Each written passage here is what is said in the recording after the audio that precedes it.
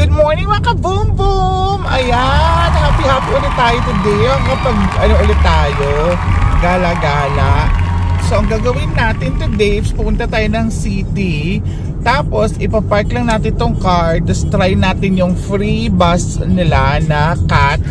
Yung may iba-ibang color ng cat. Basta may cat siyang drawing sa labas ng ng bus. Tapos free lang siya to ride sa around the city. So yun ang itatry natin. Tapos punta tayo ng mga malls ganyan sa city. Sa mga napunta na din natin dating iba, pero check tayo ng mga ng mga pwede nating bilhin.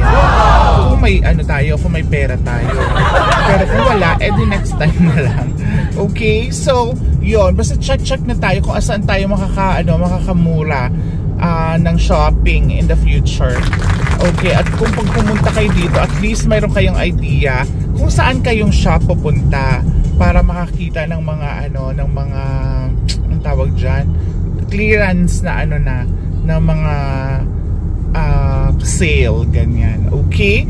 So siya, papunta na tayong city, konting-konti lang siya, mga 10 to 15 minutes lang nasa city na tayo. Okay, so andito na tayo, madam. North Bridge it is. So dito natin iiwan. Dito ba natin iiwan ang sa City West. Sa City West natin iiwan yung Kineme. So yun yung side na yun yung North Bridge. Sa City West natin iiwan yung kotse. Perth Arena yun. Ito yung Perth Arena. Kung mayroon tayong Philippine Arena, ayan yung Perth Arena. Na syempre mas malaki yung Philippine Arena. Ayan, so papunta na tayo sa pag-iiwanan natin ng Karuray. Okay? So wait lang kayo dyan para makapag-ampa tayo today. Laban! Ayan yung water town, yung sa gilid, ayan dito, yan yung water town. Yan yung isang dito, mall din na may mga outlets. Yun. So except sa DFO, so syempre may mga outlet din sa DFO na mas mura, pero may mga outlet din dito na mas mura ka siya sa DFO. So depende siya sa mga eksena. So eto na tayo, papasok na tayo ng City West parking Kineme. So see you later mga ka-voom-voom, okay? Bye for now. Okay, so andito na tayo mga ka-voom-voom sa Watertown. Sorry, kanina nakapasok na kami Calvin Klein, hindi ko na kayo naikot. But here, ang Converse din. Ikot mo na. So let's go here sa Tommy. Up to 70% off daw. So up to yan, hindi 70% off talaga. So may mga ayan, $49.95, $50 pricing. Ayan ang mga t-shirts and polo shirts nila is ayan. So ayan, meron dito mga for clearance. Let's check. Kasi yun ang mas mura pag nakalagay for clearance siya. Ayan. So kunyari, eto, magkano to? Eto mukhang pretty tong white. Ayan, maganda tong white. Betch by Gally Walker. Magkano hanggang? So $60 na lang siya.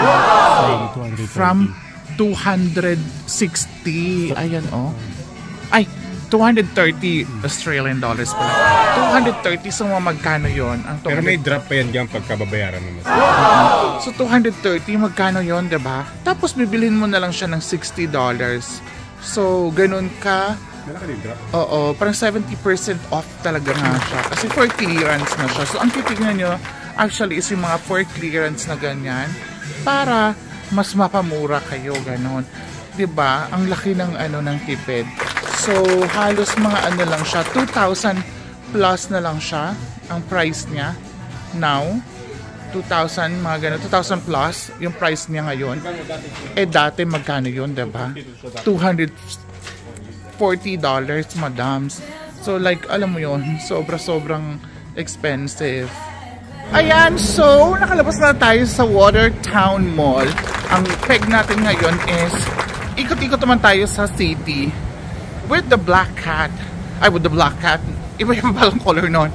With the cat bus. So, ito yung cat bus. Ang meron dito ay ang yellow cat. Ayan.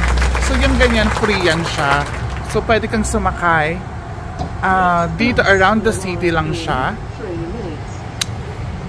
Tapos, may kakaikot ka na for free. So, yun nga. Yellow cat. So, ayan. Pipindutin mo siya dyan.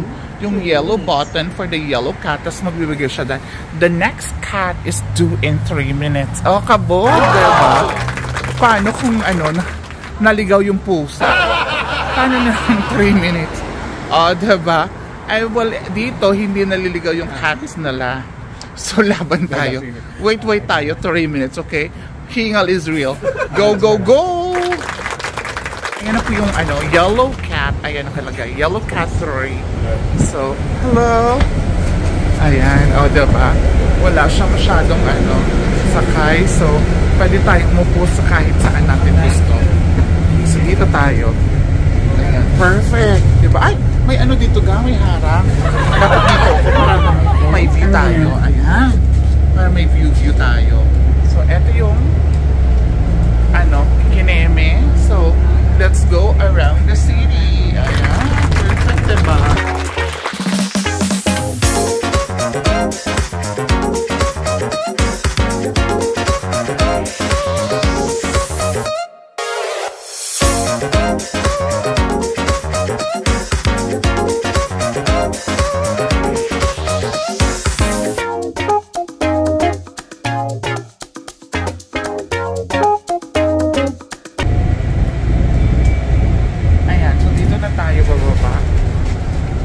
Pababa na tayo mga kabubo. Baka ito yung center nila. Center of attraction. Kanem. Pababa na tayo.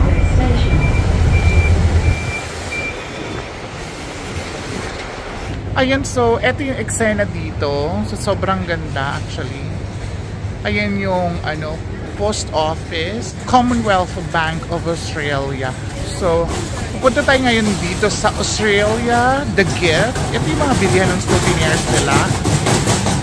Tignan natin kung magkano yung mga prices ng mga souvenirs and gifts nila dito. So, meron silang ayan mga merchandise, Australian merchandise worth about mga $34, $99, $20, $25 for kids to lahat. So, ganyan. So, medyo expensive siya. Ang jacket would actually cost $70. So, magkano din yun, diba?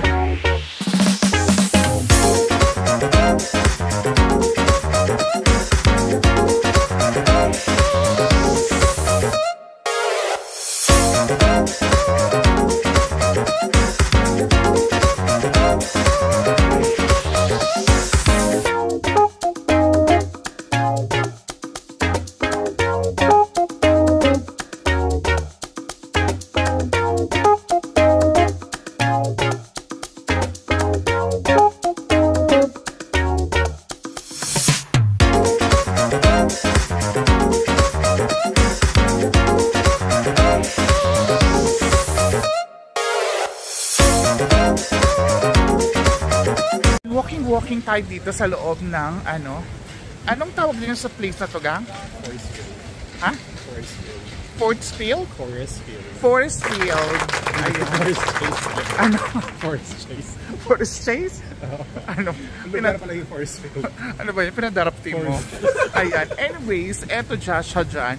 Ang nakikita nyo, ayan ang mga maple tree leaves na nahuhulog kasi nga, as what I've said, na paulit-ulit na dito is paulit-ulit ako yung winter and wonderland ng peg dito, ganyan. At ang nakakaloka kanina nung nag-shop kami, nag-window shopping kami, may kinanta yung parang Christmas on July kasi pala may tradition sila dito ng Christmas on July. So parang Christmas sa kanila dito since nga ang December nila dito summer. So alam mo yon, parang hindi na kumbaga, diba, normally yung parang traditionally ang Christmas is malamig, ganon, dito summer. So that's the reason why ang winter, since ang winter nila is June to August, So meron silang winter in July, ay Christmas on July na tradition para parang malamig, diba? Parang Christmas ang feel. Yan, so ampa-ampa tayo dito. Kung may mga tayo, Filipino friends. Ay, hindi. Parang mga pala sila. Mga taga-Spratlys, mga taga-agaw ng Spratlys. Ayan, may McDonald's. Picture tayo dito sa clock na to. Para bongga. Mga kabunggong. Ayan, wait lang Kita tayo. yung sunbells ka nga. Ano? Kita mo yung sunbells na. Ayaw nga. Baba. Ayun yung Swan House Kineme. Ayan, Swan Bell Tower. Ayan. Ayan, so andito na tayo yan sa London Court. Before, ito yung London Court ng Australia. So, tignan natin. Ngayon ginawa na siyang shop, syempre. Pero nung mga 15 Kineme, nung pa sila nung andito pa yung Great Britain na under pa sila ng government nila. So, eto yung London Port. Eto yung street. Ayan. So, dito sila Kineme. Ayan, parang Harry Potter ang peg, diba? So, since 1554 to 1596 ang emote dito. Ayan, diba? Ang bongga. Tinalo ang Haji Lane namin ni Ashley Neto. Kasi na yung kapatid ko. Baka iniwan na ako.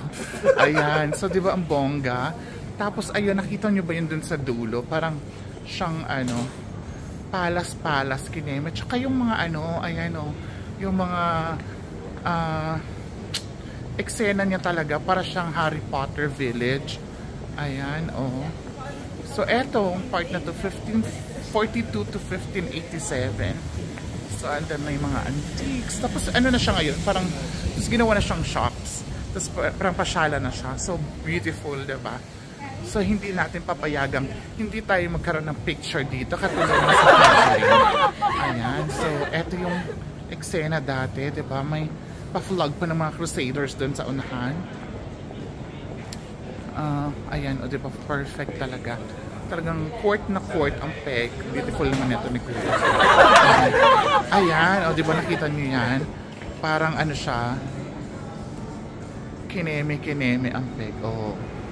Ayan, perfect. So yun, mga ka-voom-voom. That's all muna tayo for the London Court dito sa Australia. See ya! Okay, mga ka-boom-boom. So, lunchtime nila ngayon. So, maglalabasan yung mga dito. Ayan, mga nagtatrabaho dito. Ay, tatawid pala talaga tayo. So, ayan. Naglalabasan po sila. Ayan, beautiful to si Kuya, Ayan, perfect. So, ayan. Medyo dumami-dami yung tao. Unlike kanina, diba? Ayan, tawid tayo mga ka-food. Chanel. Ayan, napa-Chanel siya. So, come back na tayo dun sa sa Kineme. Okay. So, walk fashion baby tayo mga madam. Ayan sila, naglalabasan na po sila. Nagkakagulo na po. Okay, so ayan, uwian na tayo mga ka-boom-boom. Laban-laban na ulit. Maraming salamat sa pagsama sa amin today sa pamamasyal sa city at pag-check ng mga sale nila doon hanggang sa susunod na natin na eksena dito sa Perth. Samahan niyo po kami lagi, okay? Para happy tayo. Okay, so again sa mga walang sawang nagsasubscribe, nagko-comment sa sa video ko, nagla-like at lalong-lalo sa mga nag-share. Thank you so much. At sa mga hindi pa po nakapag-subscribe, mag-subscribe na kayo. Again, thank you. Bye for now.